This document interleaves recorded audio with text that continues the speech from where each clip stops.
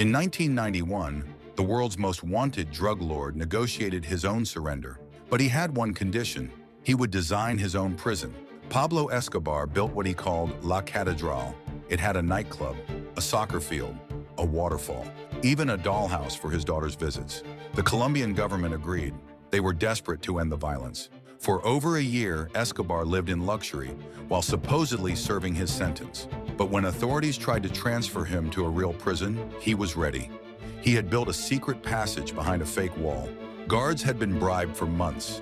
Escape routes were mapped to the minute. On a foggy July night, he simply walked out.